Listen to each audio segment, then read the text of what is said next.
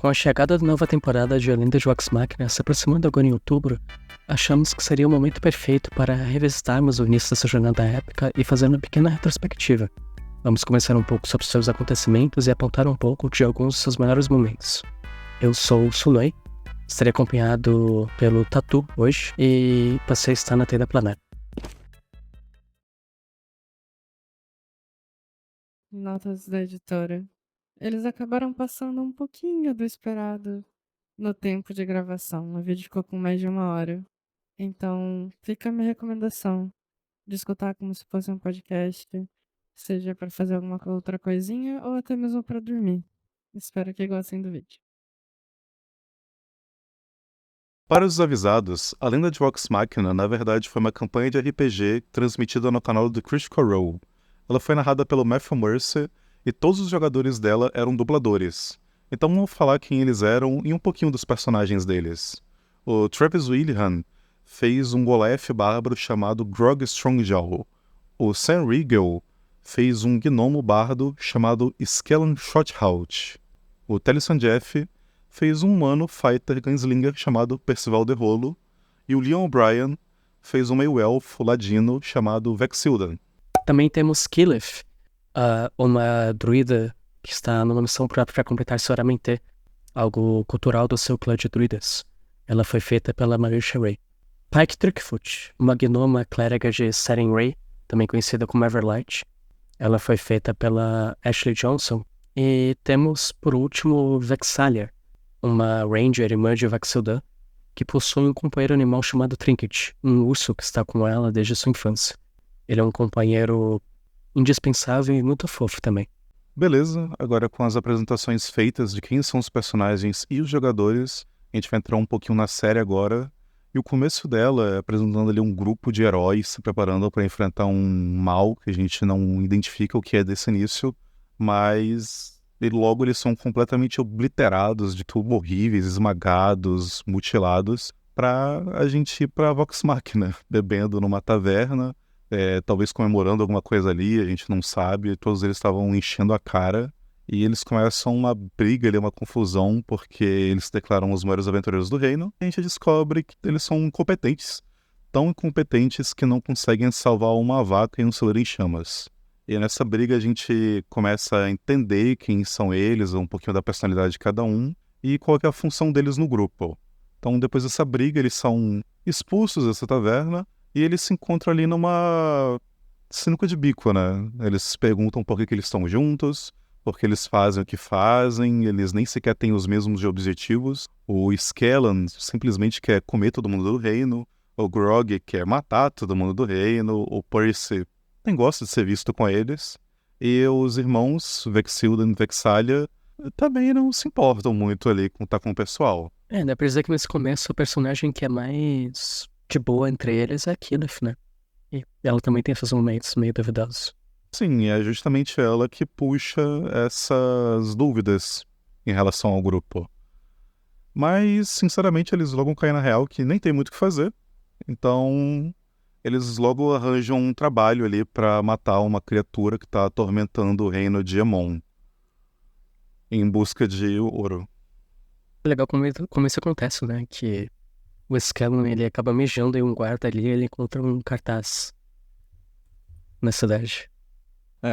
Tira eles daquele torpor triste. Então eles vão atrás dessa criatura e logo eles descobrem que, na verdade, essa criatura era um dragão azul que estava destruindo os vilarejos ali ao redor. Eles têm contato com um vilarejo e eles quase não conseguem sobreviver ao primeiro encontro deles com um dragão, basicamente sobrevivendo por sorte, porque o dragão não deu muita bola para eles. E na hora que eles voltam pro vilarejo, quase já desistindo, querendo fugir, dizendo que não vão dar conta, eles têm ali um encontro com um menino quase morrendo já, ficando motivados, né, em encerrar esse ciclo de destruição que estava acontecendo. O Skellen tem até uma cenazinha que ele começa a tocar quando o menino finalmente morre, e todo mundo fica chateado com ele, perguntando o que ele tá fazendo, e ele fala: eu tô tentando achar alguma coisa que rime com um dragão morto. É uma cena bem legal que deixa você animado, assim, com o que vai vir nos próximos episódios e em contraste com essa morte triste do menino. O encontro em si que eles têm com esse dragão é algo bem legal, mas que deixa você com um pouco de dúvida em que nível eles estavam quando isso aconteceu, porque acaba não sendo muito combate, né? Não tem muito como eles inserem aquilo ali no momento. Não, falando como um grupo de RPG, possivelmente, eu acho que eles não estavam. Não mais que o nível 5, eu acho. A Kaelith tem uma hora que ela lança o que eu julgo ser um. Não um Lightning Bolt. É uma magia similar, de terceiro círculo. Então, aquilo ali definitivamente não foi um combate, foi quase um evento ali da natureza que eles estavam enfrentando, e por isso que simplesmente sobrevivem por sorte. Então, a característica da Vexalia também, que ela consegue identificar dragões, e teve uma sensação que ela sentiu quando eles estavam na presença dos conselheiros do Reino de Amon, que ela sente de novo agora quando eles descobrem que é um dragão, e mais pra frente, quando eles vão identificar para os conselheiros que é um dragão também, ela sente aquilo de novo em algum deles. E eles começam a achar que esse dragão tá infiltrado ali.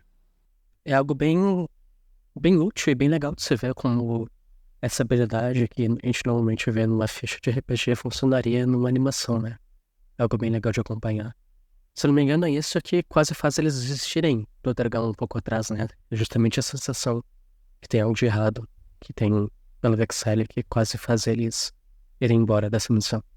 Então, a partir desse momento da volta deles agora para Emon, já sabendo o que eles têm que enfrentar, eles começam a investigar ali um conselheiro que eles acham que é o mais suspeito de todos eles, e vão perseguindo ele, enquanto uma parte do grupo vai se preparar, arranjar equipamento com um comerciante chamado Gilmore, que é um dos melhores personagens dessa série. Incrível, ele tem uma lojinha ali de artigos mágicos, e eles se preparam e chegam à casa desse conselheiro, confrontando ele e descobrindo que não era ele da pior maneira possível, já que o Krieg, que era o verdadeiro vilão, mata esse conselheiro e se revela ali na frente deles, debocha deles e vai pro seu covil. E eles vão lá perseguindo ele agora.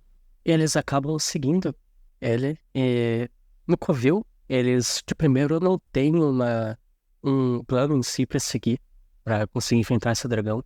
Eles ficam um pouco perdidos, acabam levando golpes, caindo, até que eles acabam se juntando ali e começam a trabalhar juntos e aí realmente começa a dar certo. Eles focam no local do pescoço do dragão, onde normalmente é o ponto fraco dele.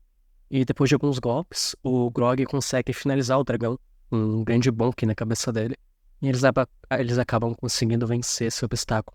É algo bem legal, porque normalmente a gente não vê essa mecânica de focar em um ponto fraco do monstro pra dar mais dano. Não sei se isso é algo que foi aplicado na mesa também, mas é algo bem legal de se ver.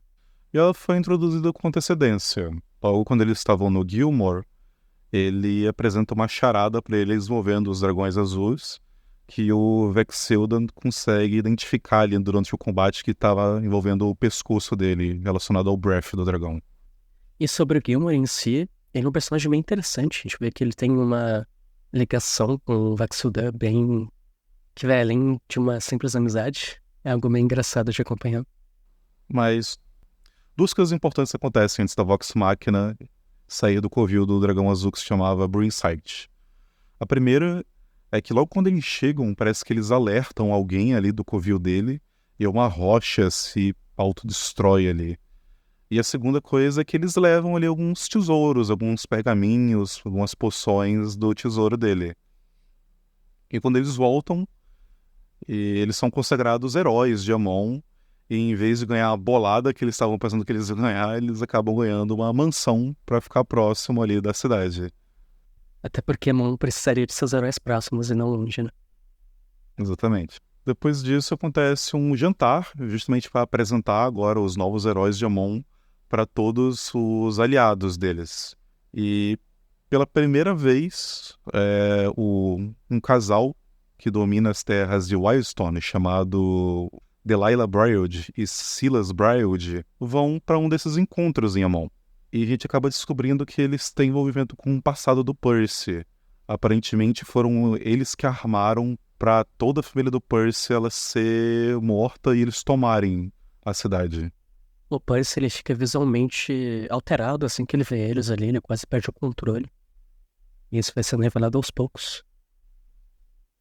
O que leva o Vaxildan a tentar se esgueirar e invadir os quartos privados dos Briarwood. Inclusive tem a cena maravilhosa do cinto que se transforma em uma cobrinha com tapa-olho. Fenomenal.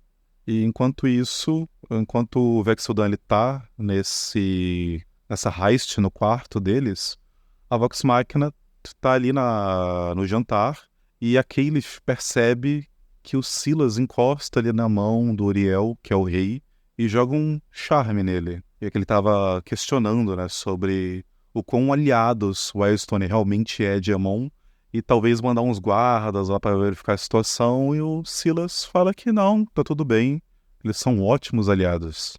E o Uriel acaba caindo, diz que não, certamente, eles devem proteger o Wildstone dos perigos de fora. E isso vai acabar tendo efeitos mais pra frente, né? Esse charme que ele lança no Uriel, que fica claro pra algumas pessoas na mesa o que aconteceu, mas não tem muita repercussão. Mas por causa das atitudes do Percy nesse jantar, ele agir de maneira rude, acaba gerando um climão ali, e os Briarwoods decidem se retirar. E eles vão voltando pro quarto, a gente sabe que o Vexildan tá lá no quarto, ele, nesse momento, já destrancou um baú e tá lendo um livro completamente bizarro ali, com esqueletos mortos aparecendo nele. E ele escuta eles chegando e ele começa a se apressar, tentar sair dali, mas acaba não dando muito certo. Ele acaba sendo capturado pelo Silas, mordido e sendo jogado pela janela do quarto. E o pessoal da Vox Machina sente que tá tendo alguma coisa errada, o Vexildan tá demorando para voltar. Então eles decidem fugir desse jantar da melhor maneira possível, que é o Skellan subindo em cima de uma mesa e tocando a melhor música da temporada, que se chama Puxe Minhas Bolas do Amor. Ladies e lords, permitam que Scanner Shortout entretenha vocês com uma canção que gosto de chamar de Puxe Minhas Bolas do Amor. 1, 2, 3, 4! Dá uma puxada! Eu não sei o que você pensa quando olha para um gnomo assim. Vou te mostrar uma... Algo bem engraçado de novo, bem cômico. O que é algo que gira em volta do personagem do Scanner, né? Ele em si é um personagem bem incrível nessas coisas. Mas isso tudo culmina num encontro lá fora, onde Vox Machina e os Briarwood acabam sim entrando num embate, assim, que não é realmente o combate. A gente consegue perceber que eles sozinhos não conseguem derrotar os Briarwood no momento, eles acabam levando uma pequena surra. A única ali que consegue fazer alguma coisa contra os Briarwood é a Pike Trickfoot, que acaba dando um pouco de dano, assim, no Silas, com algumas magias. Mas logo a Delilah tira ela no campo com um único ataque que interrompe a conexão dela com a Everlight e deixa ali ela um momento bastante conflituoso. Ela não consegue mais soltar as magias e resta pra Keyleth ali. Ela cria um mural de vinhas para separar os Briarwoods da Vox Machina, fazendo o que os Briarwoods se retirem. A Vox Machina não ganhou o combate, é simplesmente que os Briarwoods cumpriram tudo que eles tinham para fazer e decidem voltar para Wildstone, deixando o cocheiro deles para trás, gerando uma das cenas mais tensas da temporada, que é o Percy ficando completamente irado, com fumaça saindo do corpo dele, a sombra fica se distorcendo e tomando a forma de talvez um corvo, um pássaro sinistro, e ele colocando uma máscara também de um pássaro e começando a torturar o cocheiro, perguntando quais são os planos da Delilah e do Silas, que eles nunca saíam de Wildstone, porque que eles estavam ali, mesmo o menino dizendo que ele não sabia de nada. A reação do Percy é simplesmente chamar ele de tolo, enquanto ele implora pela vida e diz que a alma dele vai ser roubada. Essa cena, inclusive, na mesa, ela é um pouco mais longa, com o Percy questionando sobre os familiares dele.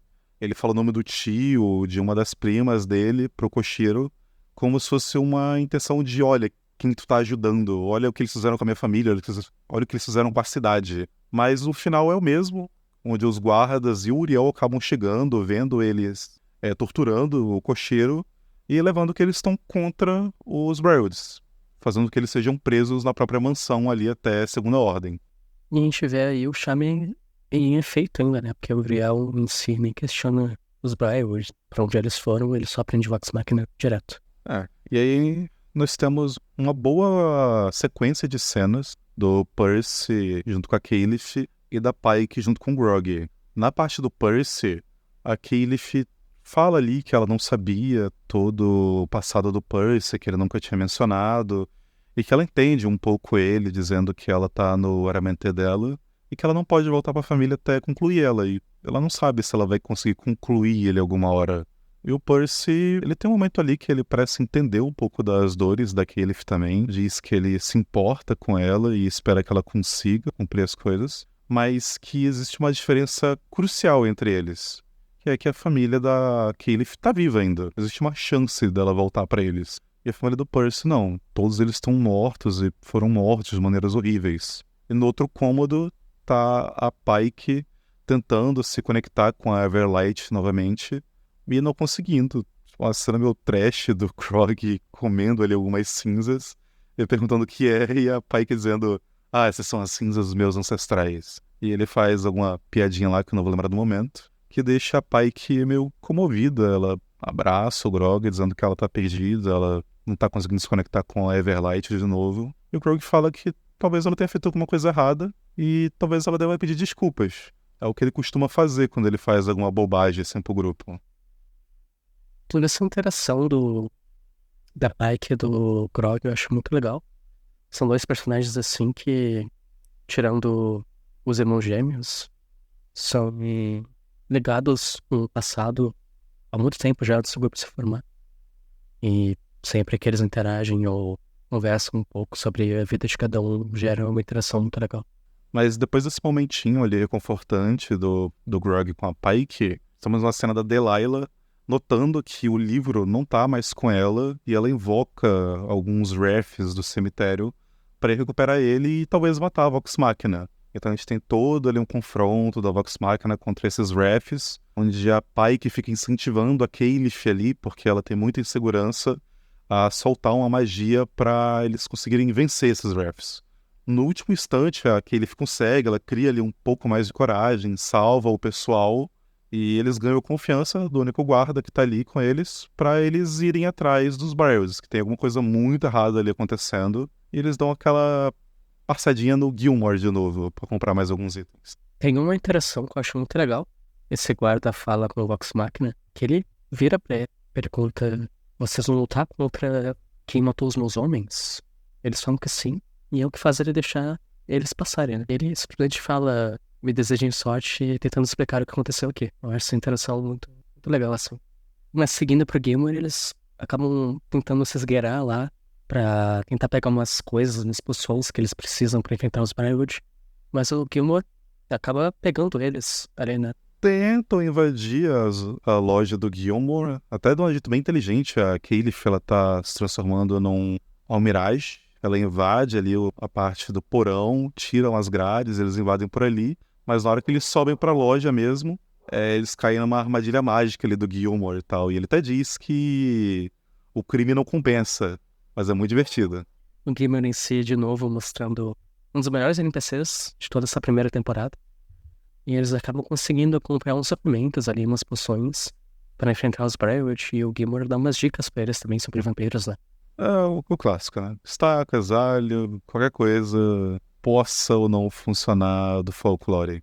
Então a Vox Machina decide que eles vão pra Wildstorm agora enfrentar os Briarwoods de vez, mas a Pike, como ela tá tendo esses problemas com a deusa dela, ela decide que ela vai em um templo da Everlight para tentar se reconciliar de vez. Então ela vai passar um tempo fora da Vox Machina. Tem essa cena tocante da Pike e o Grog se despedindo, com o Grog falando que ele não vai saber o que fazer sem ela, que ele ficará perdido sem ela, e ela fala que ele sempre vai estar com ela, não importa onde ele esteja, que é só ele falar com ela. Uns momentinhos depois, a gente até tem o Grog meio choroso, porque ele queria conversar com a Pike, e ele não tá conseguindo, né? Ele, como se ele estivesse orando, ele tá tentando se conectar com ela, mas não funciona. Resumindo toda essa viagem, Delilah novamente manda alguns mortos-vivos, agora em forma de cachorro, para tentar recuperar o livro dela, e com um pouco de dificuldade ali, eles conseguem se livrar dos cachorros, mas acabam perdendo todos os suprimentos e a carroça que eles estavam indo, e no final também eles acabam perdendo o livro também. E eles passam um momentinho ali, conversando, contando quem foram as criaturas mais bizarras que eles já mataram. Inclusive tem acho que é Killeth, que fala uma criatura bem bizarra, né mesmo? Não consigo lembrar, mas eu lembro que tem uma interação assim. Na verdade, o caso da Killeth não foi nem o que ela matou, foi da maneira que ela matou, porque ela, sem querer, jogou o cara na lava e ele ficou ali agonizando. E todo mundo acha uma situação bem creepy.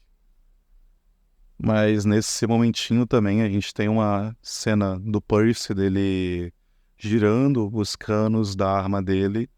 E a gente percebe que tem algumas inscrições nesses canos. Mas a gente só vai entender o que é isso mais pra frente.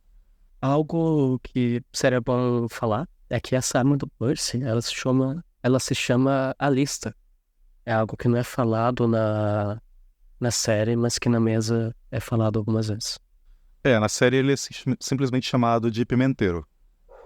Então eles chegam finalmente em Whitestone depois desse momentinho junto, e eles logo notam como que o lugar tá completamente destruído. O Percy, ele tem um momento dizendo como que a cidade era linda, que no meio dela tinha uma árvore que era o símbolo da cidade, o símbolo dos Derrolo, chamado Árvore Sol, mas ela tá completamente...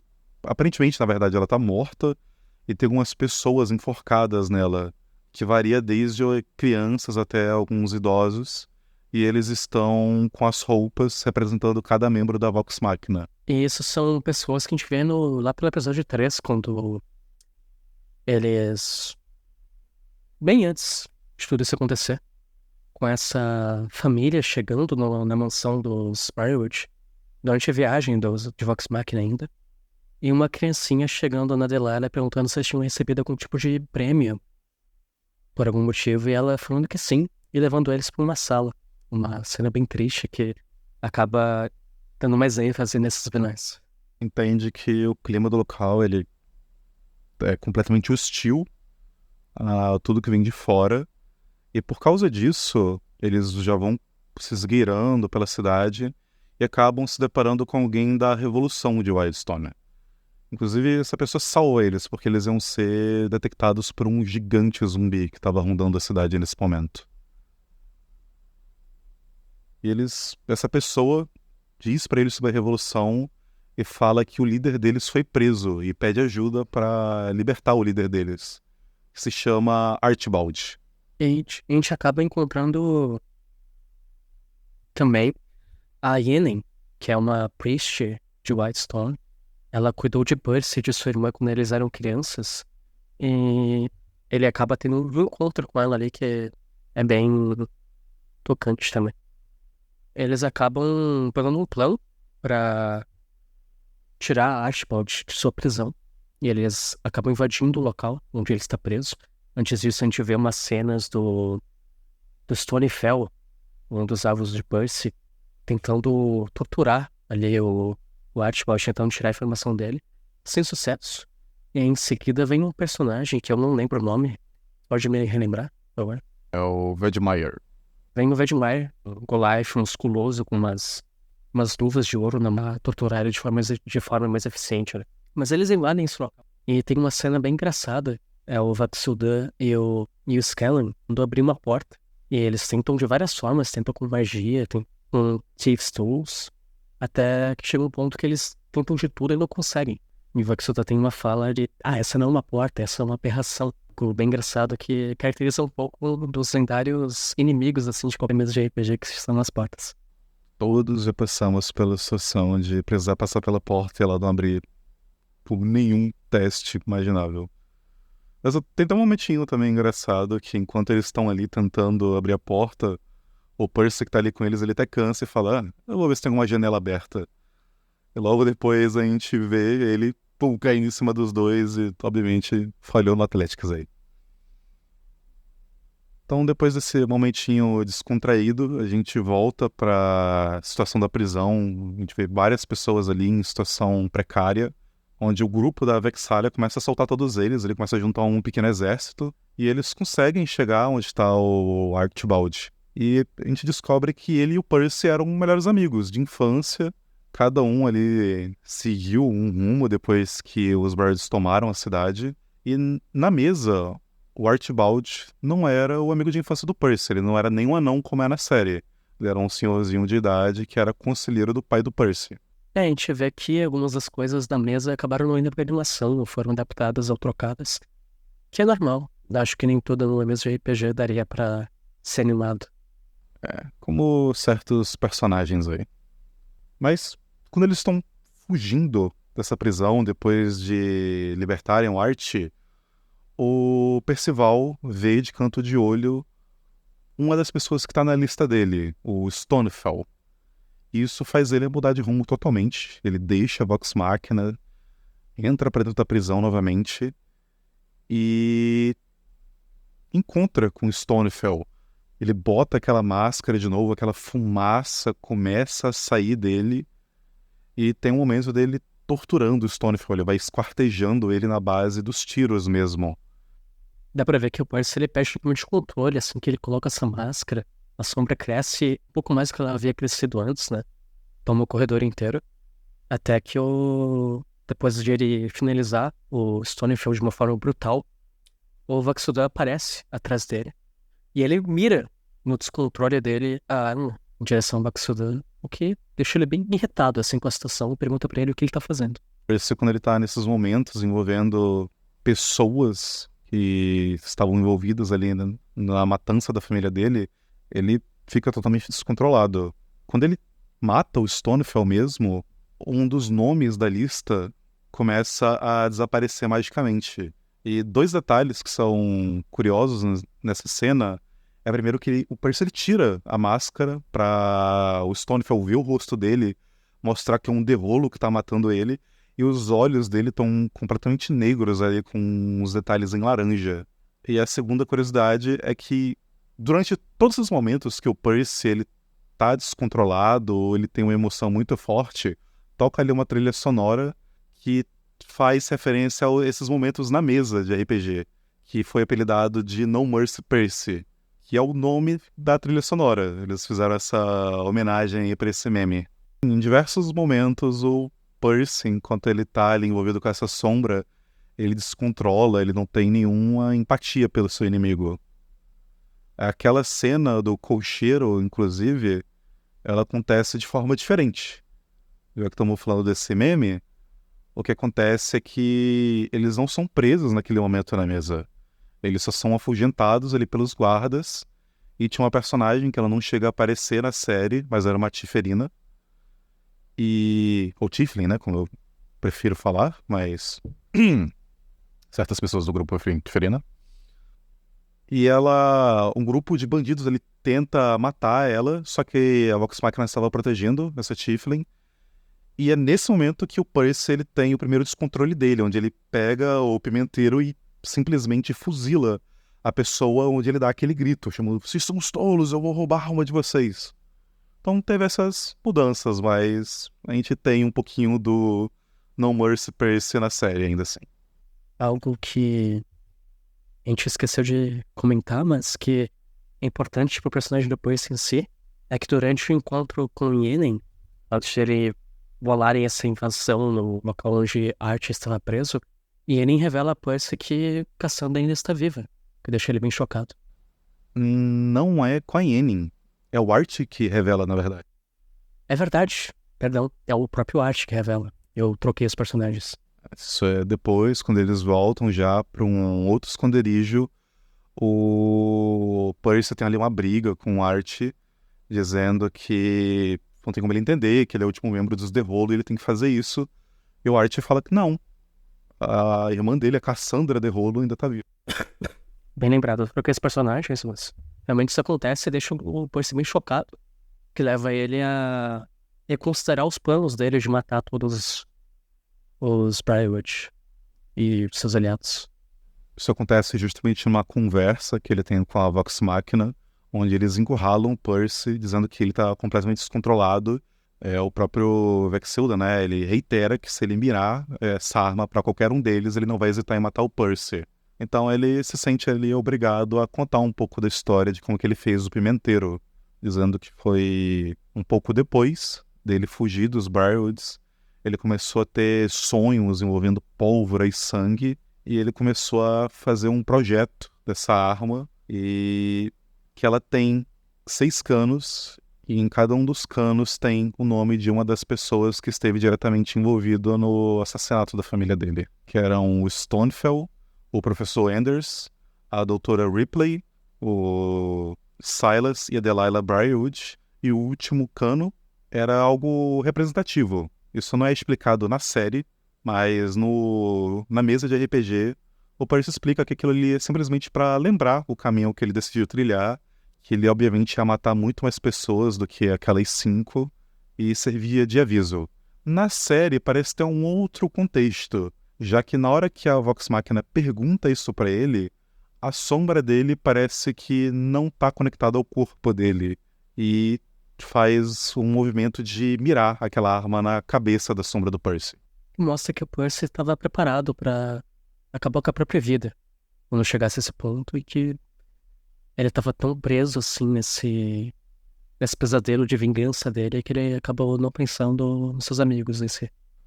Até o momento, na verdade, o Percy ele era o mais distante de todos. Mesmo ele tendo aquela cena com a Caliph, ele não tinha grandes envolvimentos com ninguém. Nesse arco de confronto aos Briarwoods, ele começa a criar um carinho a mais por todos os membros. Antes disso, ele até tinha vergonha, como você falou, de ser visto com eles, né? Sim, sim. Então, agora com essa nova descoberta, que a Cassandra tá viva, eles mudam os planos para ir tentar salvar ela. E ela tá na casa do professor Anders. É o local que eles vão ver em seguida, né? Sim, mas como é um local extremamente protegido, eles têm que criar alguma distração. E quem fica com essa missão é o nosso gnomozinho bardo. Ele decide que ele consegue fazer isso, ele quer se provar pro grupo, mostrar que ele não é só uma pessoinha que toca música e é engraçadinho. E eles aceitam que o Skellan vá fazer isso. Então ele vai na casa do Vedmaier. Ele começa ali a tocar prestidigitação para chamar a atenção de alguns guardas. E a invasão dele é quase perfeita, se ele não parasse no cômodo justamente que o Vedmaier estava ali tendo um momento... Bem, ele estava sentado no trono, né? Exatamente. Mas toda essa invasão, todo esse plano do Scanlan é algo bem legal de se acompanhar, porque a gente vê um pouco do personagem, de como ele é, né? O Scanlan, mesmo falando isso pro resto do grupo, que ele quer provar pra eles que ele consegue fazer as coisas, ele mesmo não tem certeza que ele vai conseguir. Quase tudo que ele faz ali no improviso, o que justamente leva ele a acabar encontrando o Vedmaier. O Skellan mesmo, ele não sabe muito bem o que ele faz, na verdade. Mas ele se dá bem em todo esse confronto, ele gasta todas as poções que ele pode, começa a teleportar por aí, diminuir de tamanho, e uma em específico, que se chama Bafo de Dragão, que ele começa a cuspir fogo em todos os guardas e no Vedmaier, o que faz com que a mansão dele comece a pegar fogo. E ele vai ter o último confronto com o Vedmaier, que ele gasta o último scroll dele e se transforma num Triceratops. É uma briga onde eles vão parar no teto dessa mansão. E o Skellan tá em desvantagem, obviamente, ele começa a perder. E no último segundo, ele consegue virar o jogo com o Lightning Bolt mais suspeito que eu já vi. De no momento ali, numa cena bem engraçada e suspeita, ele acaba acertando ele com esse Lightning Bolt, deixa ele todo torrado ali. E ele tem umas frases de impacto dele ali, e acaba saindo numa spell que em D&D se chama Big Biz Hand, mas que em Critical Role foi adaptada pra ser Skellan's Hand, né? A spell do Skellan, que ele acaba saindo numa mão flutuante, assim. Um dedo do meio aparecendo. Essa magia ela se tornou a assinatura do Skellan, basicamente. Então, o resto do grupo decide invadir a mansão do Anders. E eles têm todo ali um confronto com os guardas, o Grog leva várias flechadas, mas ele não liga, ele é um bárbaro, simplesmente entra em fúria e começa a matar todos eles. E o primeiro confronto que eles têm com o Anders, o Percy fica com a guarda um pouco baixa, já que o Anders está usando a Cassandra como moeda de troca ali. Mas como cada vez mais o clima vai esquentando, o Anders simplesmente decide cortar o pescoço da Cassandra e entrar em combate com o Percy. A gente vê também uns flashbacks do Anders com o Percy e a Cassandra, né? E a gente vê que o Anders, ele sempre buscava ambição, e ele estava em Whitestone justamente porque era onde um minério crescia, que ele queria estudar e aproveitar do poder. Mas os The Rollo recusaram isso de uma forma mais cautelosa, que levou ele a sempre ter essa rixa com os The Rollo, o que acabou só crescendo com tudo que aconteceu junto com os Briarwoods. Sim, ele achava que os Devolos estavam limitando o conhecimento. E justamente por essa parceria que ele tem com os Briarwoods, ele diz que ele tem novas habilidades, onde ele mostra a língua dele agora com um tom ali de prata e anima algumas armaduras. Até o momento que eles descobrem como enfrentar essas armaduras, é o momento que o Anders enfeitiça o Grog e eles começam a ter que se enfrentar. Com o tempo, o Anders vai enfeitiçando cada um deles até que só sobra o Percy. E quando ele tá prestes a morrer, ele diz que talvez sim, talvez seus pais tenham limitado o Anders mesmo. Eles nunca souberam reconhecer o valor de uma mente brilhante, sempre limitaram ele próprio, o Anders e outras pessoas. E o Anders até fala, obrigado por reconhecer isso, mas me bajular não vai te salvar agora. E o Percy novamente entra naquele modo com a fumaça, onde os olhos dele agora ficam negros, porém as íris ficam com um tom laranja, e ele calculou para disparar um projétil que pega bem no maxilar do Anders, tirando a língua da boca dele e libertando todo mundo do charme. Enquanto todos os membros da Vox Machina tentam ali capturar aquela língua que parece estar viva ainda, o Percy vai caminhando lentamente, com cada vez mais fumaça saindo. Em um momento que ele passa pela Caliph, a máscara simplesmente surge no rosto dele e ele pega o Anders pelo colarinho, bota em frente a uma janela. O pimenteiro começa a queimar e ele usa isso para cauterizar a ferida do Anders. E ele diz que o primeiro rosto que ele viu quando foi tomado pela vingança era do Anders, que ele era o professor deles, que ele devia proteger e guiar eles, mas que em vez disso ele foi mesquinho, e ele dispara, explodindo a cabeça do Anders e jogando o corpo dele para fora ali da mansão, que por um momento aparece um tipo de olho demoníaco com o flash da arma do Percy. Todo esse encontro nesse lugar tem uma interação bem legal antes de eles enfrentarem o Anders, que quando eles estão invadindo o local, tem uma troca de flechas entre a Vexalia e um dos guardas do local, onde ele vira pra ela num tom de ironia, pedindo pra ela dar aulas pra ele depois de tudo isso acontecer. E ela acaba tendo uma frase de impacto ali depois que ela derrota e mata ele. É uma cena legalzinho, mostrando mais um lado da Vexalia ali, o quanto que ela é uma boa arqueira, e ela tem esse lado como se fosse o sex appeal do grupo, mas eu sinceramente prefiro o momento do Vexildan com a Caliph ali, deles tentando ajudar a Cassandra antes do confronto com o Anders. É algo que o Vaxildan vê a Caliph utilizando pra tentar reviver alguém, e é algo que ele vai acabar utilizando mais pra frente, no último encontro contra os Briarwood. Então, depois desse momento deles resgatarem a Cassandra, a Delilah fica completamente enfurecida por isso e revive todos os mortos de Whitestone. Então, toda a resistência começa a ser encurralada ali aos pés da Árvore Sol. Eles começam enfrentando até que com uma razoável facilidade, mas conforme os gigantes zumbis vão aparecendo, cada vez a horda de zumbis aumenta, eles vão se tocando que talvez esse seja o fim deles. O Archibald, nesse momento, até mesmo acaba morrendo pro Vedmire, que sobreviveu àquele encontro com o Skellan, e isso deixa o Percy irado de novo. Ele mutila o Vedmire, tirando uma das pernas dele, e deixando que o povo decida o destino dele. Então eles empalam ele ali com todas as ferramentas que eles têm disponíveis. Mas não muda o fato de que eles estão ali cada vez menos sem esperança, que eles vão morrer, até que a gente tem que parar de falar desse momentozinho um pouquinho para falar o que aconteceu com a Pike, em toda aquela jornada que ela fez sozinha, que foi basicamente ela tentando se reconectar com a Everlight e falhando por diversas vezes, se questionando se a maldição que a Delilah jogou nela era tão poderosa assim que impedia a conexão com uma deusa. E uma das sacerdotisas diz que nenhuma maldição poderia impedir a Pike de se conectar com a Everlight. Isso estava vindo dela, das inseguranças dela, das escolhas que ela tomou. Então a Pike ali, ela por um momento é quase engolida tentando se conectar com a Everlight, mas no último momento ela consegue e a Everlight confirma, dizendo que não havia maldição alguma, era só as inseguranças da Pike, dela não saber o que ela queria, se ela queria seguir com a Vox Machina, fazendo piadas sujas, falando palavrões, bebendo até apagar, ou seguindo como uma sacerdotisa, ajudando as pessoas ali em algum templo. A Everlight diz pra ela escolher. Ela vai continuar com a Pike, mas a Pike tem que decidir o que ela quer.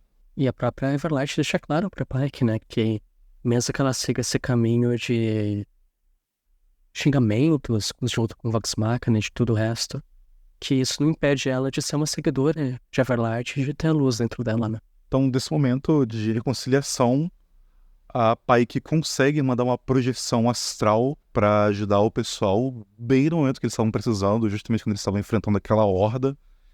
E agora, com o reforço da Pike, ela já chega matando vários zumbis. Se eu não me engano, ela derrota um dos gigantes sozinha. E encanta a arma de todos os camponeses ali e dá um momentinho de esperança para eles. Com a ajuda da Cassandra, eles decidem que tá na hora de enfrentar os Bryods de vez. E eles vão invadir a mansão deles. Algo que é legal comentar é que isso aconteceu na mesa também, aquele jogo.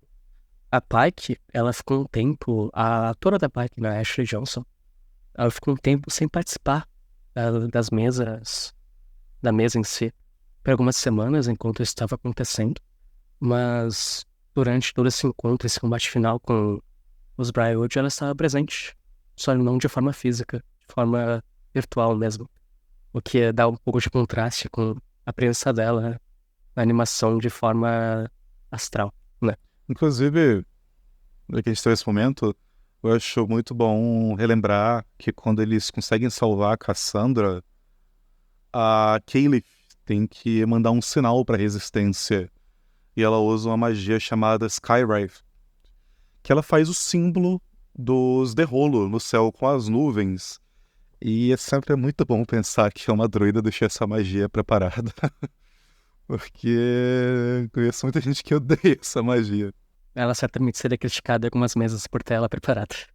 Mas no momento ali foi muito bonito. Mas durante toda essa heist que a Vox Machina vai fazer agora na mansão dos Bryods, eles passam por diversas partes, vamos dizer assim, como se fossem salas de masmorra. Eles passam ali realmente por uma prisão, onde eles encontram a Doutora Ripley, que tá acima das mãos, agora com uma cicatriz bem feia ali. E ela chama a Vox Machina ali dizendo que ela sabe por que eles estão ali e ela pode ajudar eles. Mas o Percy quase mata ela, já que ela é um dos nomes da lista dele. Inclusive, ela torturou pessoalmente o Percy com um gancho, ficava esticando ali a pele dele. Porém, com convencimento do grupo, o Percy decide que vai deixar ela como o último da lista. Inclusive, essa é uma das frases do Percy, que é: você deveria se considerar a pessoa mais sortuda do mundo agora, pois é a última pessoa da minha lista. A Ripley cumpre com o que ela falou. Ela ajuda eles a passar por essas masmorras, salva o Percy em uma das armadilhas, e durante esse tempo ela vai ali conversando com ele, falando como que os dois são cientistas, têm uma mente brilhante, eles deviam se aliar, Mas, devido a todo esse ódio que o Percy tem pelos Briarwoods e por todo mundo que ajudou eles, ele não dá muita bola.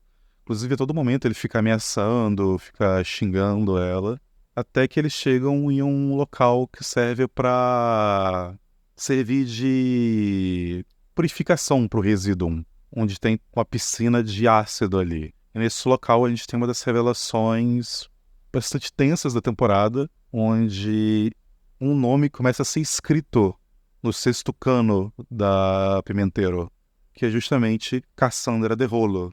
E percebemos que ela traiu a Vox Machina esse tempo todo, ela sempre foi aliada dos Briarwoods. O Vexildan até tenta chegar próximo dela, mas quando ele vai chegar próximo, o Silas aparece e encanta ele de novo. E a Vox Machina fica ali, uma sala que tá sendo completamente preenchida com ácido, eles ficam desesperados. É até uma cena onde a Cassandra, a Ripley e o Voxildan estão do lado dos Briarwoods, do outro lado dessa sala, e eles vão embora, né? E a Vexalia ameaça os Briarwoods falando que se eles não devolverem o irmão dela, eles vão desejarem que isso nunca tivesse acontecido. Sim, mas a Ripley ficou com a Vox Machina nesse momento, na verdade. Ah, é verdade. Tanto que a Delilah até debocha dela, dizendo que bom que ela saiu da masmorra. Agora ela vai poder se livrar de todos juntos.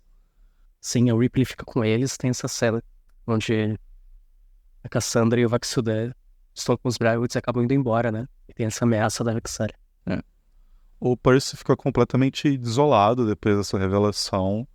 E se não fosse pela Vexalia dar uns tapas na cara do Percy pra ele acordar e dizer que todos eles estavam ali pelo Percy, todos eles foram ajudar ele, não questionaram, foram atrás da irmã, estão ajudando ele a recuperar o Wildstone. E agora ele vai simplesmente desistir. O irmão dela foi sequestrado, também a família dela. Isso dá uma acordada no Percy e eles resolvem ali um puzzle para tirar o ácido da sala e passar para onde vai ser o combate final com os Briarwoods, o Ziggurat. Nesse momento, antes de começar o combate, a Ripley usa da situação que eles estão para fugir, já que eles queriam fazer uma abordagem mais furtiva. E se o Percy atirasse nela ali ou fizesse qualquer movimento brusco, os Briarwoods seriam alertados. Então ela foge da visão deles. Mas nós temos um pequeno insight ali do que ela estava fazendo, dos planos da Ripley para o futuro, que o Percy pega a bolsa dela e vê que ela também estava tentando fazer uma arma. Porém, em vez de pólvora, aparentemente ela estava trabalhando com magia. E isso que desestabilizou o projeto e aparentemente explodiu e mutilou ela. Que eles até pensam em ir atrás dela, mas que acabam deixando isso de lado. Não é o objetivo deles no momento. E a Ripley é uma personagem que a gente vai ver de novo no futuro. E agora nós temos, de fato, o combate da Vox Machina com os Briarwoods, que não começa de maneira furtiva, porque aquela presença na arma do Percy, que a gente descobre por causa da Pike que é um demônio, começa a se manifestar, ele começa a ficar com raiva, porque ele queria a alma da Ripley. Então ele toma ali um pouco da posse do corpo do Percy e ele avança de maneira reta na direção do Silas, inclusive gritando e esbravejando. Então o combate começa dessa maneira completamente caótica, onde fica Percy enfrentando a Cassandra, a Vexalia enfrentando o Vexildan e o Silas enfrentando o Grog junto com a Pike e a Caliph. Toda a luta entre o Voxildan e a Vexalia é bem legal de se acompanhar também, que eles têm várias fanas que se completam, assim, justamente por serem irmãos. Então, existe esse combate, não tem porque a gente abordar tanto ele, a parte mais interessante, na verdade, é uma magia de Silence, que ela joga no Skellan, que mais pra frente ele joga nela de volta e impede que ela salve o Silas de um momento que ele tá sendo queimado por uma das magias da Caliph. acaba sendo vaporizado ali pela magia dela. E ele acaba deixando só uma espada que ele utilizou durante a temporada que, conforme ela absorveu o sangue do inimigo, ela ficava maior. A Delilah, desolada, foge para dentro do Ziggurat e tenta realizar um ritual ali para convocar o nome sussurrado, que é um nome que durante toda a temporada estava ali sendo dito, eles estavam tentando descobrir o que era. E durante um dos flashbacks da Delilah, a gente entende que é uma entidade que se aproveita dos moribundos, né? O Silas, ele aparentemente estava mal, ele ia morrer, e a Delilah tentou utilizar de medicina convencional, de todas as maneiras mágicas, e não funcionou. E ela começa a escutar sussurros vindo de uma floresta, prometendo ajudar o Silas. Então ela vai para dentro de algumas ruínas, acha o livro dela, volta e faz um ritual onde ela convoca uma entidade que transforma o Silas em um vampiro. E agora ela tenta convocar essa entidade pro plano material, onde a Vox Machina ele tenta impedir, mas eles falham, todos eles estão bastante cansados por todos os confrontos que passaram. A Caliph leva um ataque mortal da Delilah e ela invoca o nome sussurrado, mas ele não responde. Tudo que ele manda é uma pequena bola que tem um efeito de anti-magia em área. Percebendo que ela foi rejeitada pelos sussurrados nesse momento, que deixa ela ainda mais perdida e sem saber o que fazer. Eles acabam tendo uns problemas com essa bola de anti-magia. Essa esfera ela não permite que eles possam ajudar a Caliph, né? A Pike tenta ali utilizar uma última magia, mas não funciona. Então todos eles decidem sair do campo. E eles vão justamente até aquela refinaria do Resíduo, onde teve aquela cena com ácido, onde eles sentem que a magia está funcionando de volta, mas eles estão sem poções. E na hora que a Pike vai tentar curar Caliph, a projeção astral cessa. Eles também trazem a Delilah pelo cabelo, né, pra esse local. E tem todo um momento onde a Pike fica preocupada, ela volta pro templo de onde ela estava, e o Exildan, num desespero próprio, ele tenta replicar o que a Caliph tinha feito para reviver a Cassandra nos momentos anteriores. Ele junta um pouquinho de terra, ele dá uns fidos, assim, ele coloca no peito dela, e ele pede ajuda do Scanlan também durante o processo, ele até começa a chorar, que mostra um pouco do afeto que o personagem tem pelo outro, ali, como se cresceu.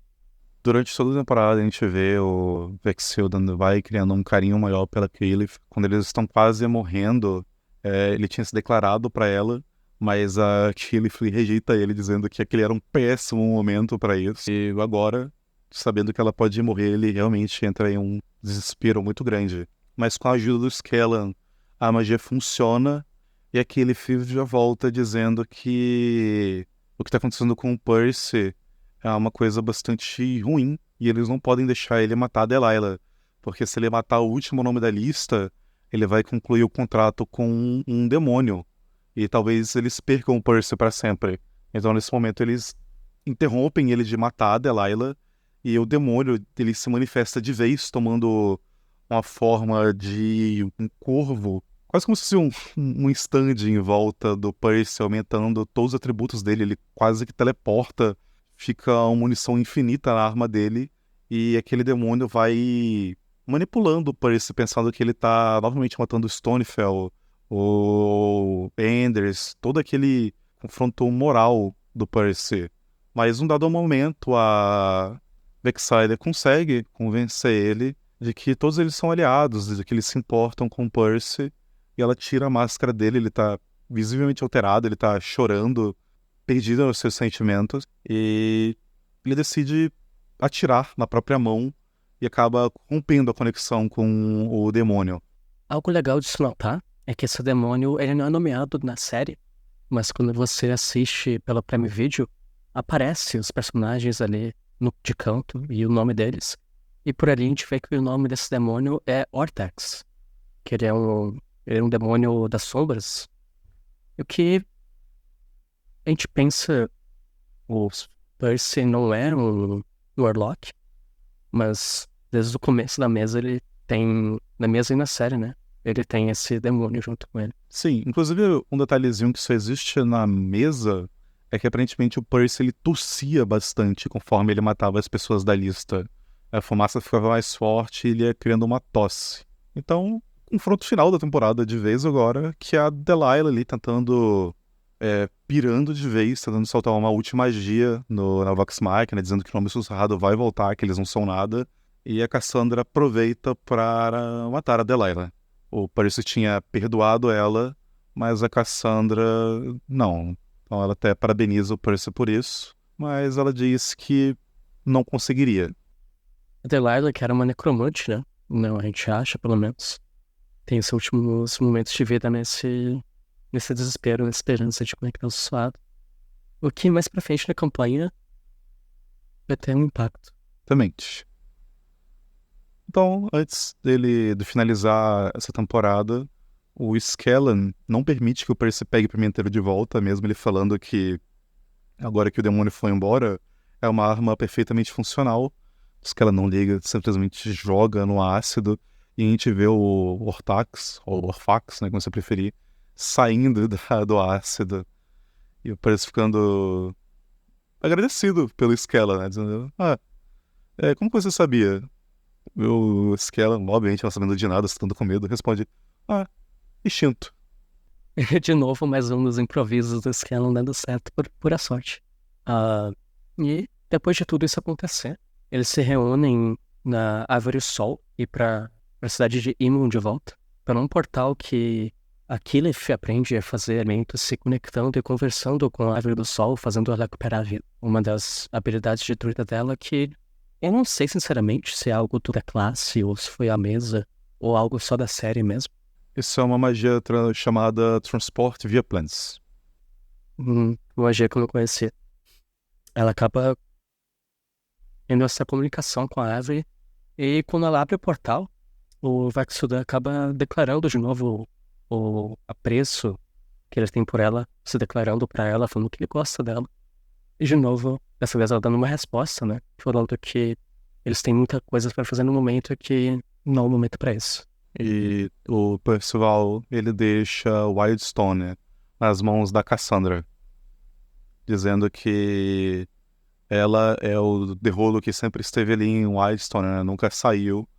E mesmo que a Cassandra esteja um pouco insegura em relação ao povo, que eles veem ela como uma traidora, ela vai dar conta.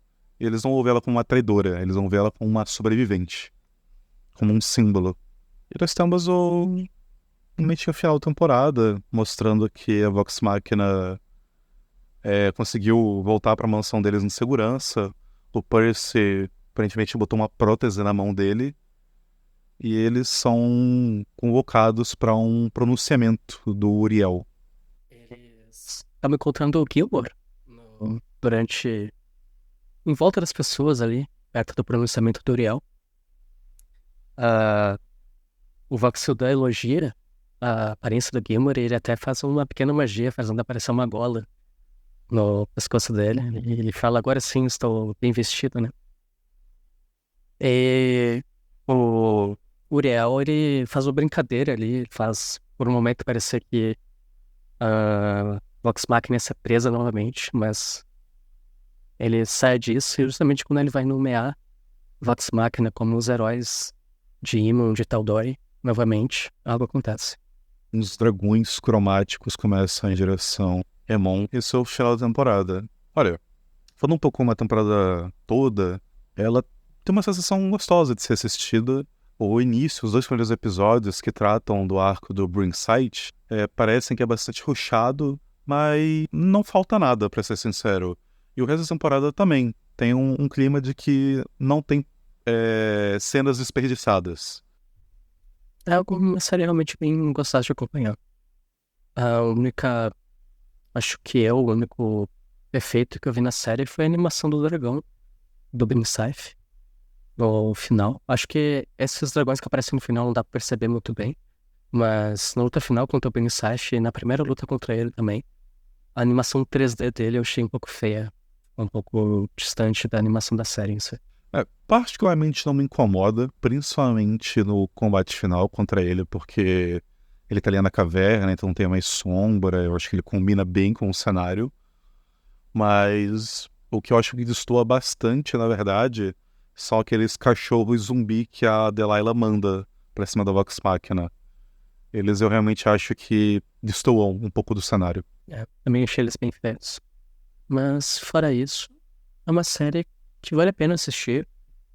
Dessa primeira até a segunda temporada, que a gente vai falar logo em seguida. É algo, ainda mais se você é fã de D&D, vale muito a pena acompanhar. No geral, é uma boa série, tem uma boa história, tem uma animação bonita. O 3D, ele não chega a incomodar tanto, a não ser que você tenha bons olhos pra esse tipo de merda. E, de preferência, minha dica, assista dublada. As músicas do Skellan, elas são dubladas e elas são maravilhosas. Mas, no geral, é isso. É uma boa dica. Eu acho que tem algumas piadas que você só entende em inglês. Mas imagino que as músicas do Skellan é muito boa em português, mas... Próximos dias vamos abordar um pouco da segunda temporada. Esperamos que seja antes do lançamento da terceira. E por qualquer coisa que tenhamos esquecido, você que já assistiu a série, nos perdoe. Isso daqui está sendo gravado de madrugada e é a terceira tentativa de fazer isso dar certo. E nos perdoe também caso a gente tenha trocado algum acontecimento ou alguma informação. Não foi de propósito. Como o Tatu falou, a gente chegou nessa de madrugada. Mas é isso. Nos vemos na segunda temporada de Vox Machina.